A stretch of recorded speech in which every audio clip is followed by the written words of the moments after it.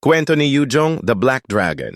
Noong unang panahon sa Cadia Riverlands, may isang mandirigmang puno ng galit at kasakiman si Yuzhong. Isa siya sa mga pinakatalented na disipulo ng Dragon School at sa simula'y may mabuting layunin, maging pinakamalakas upang maprotektahan ang kanyang bayan, ngunit habang lumalakas siya, unti-unti rin siyang nilamon ng kanyang sariling ambisyon. Habang pinag-aaralan niya ang mga sekreto ng Dragon Soul, natuklasan niya ang isang madilim na enerhiya, isang sinaunang kapangyarihang tinatawag na Black Dragon Form na pinaniniwala ang lubhang mapanganib at bawal gamitin. Ngunit hindi pinigilan ni Yuzhong ang sarili. Nilamon niya ang kapangyarihan ng dilim para sa kanyang sariling layunin.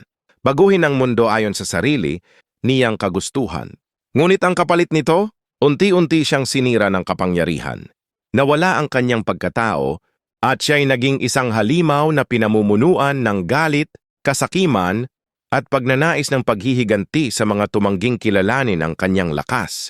Bilang The Black Dragon, bumalik siya sa Cadia Riverlands upang guluhin ang balance at wasakin ang mga tinatawag niyang bulag sa katotohanan.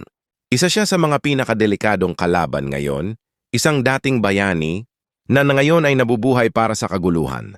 Ngunit sa kabila ng lahat, may ilang naniniwalang nasa loob pa rin ni Yuzhong ang nalalabing kabutihan. Ang tanong, maibabalik pa ba siya sa dati? O tuluyan na siyang nilamon ng kanyang sariling dilim?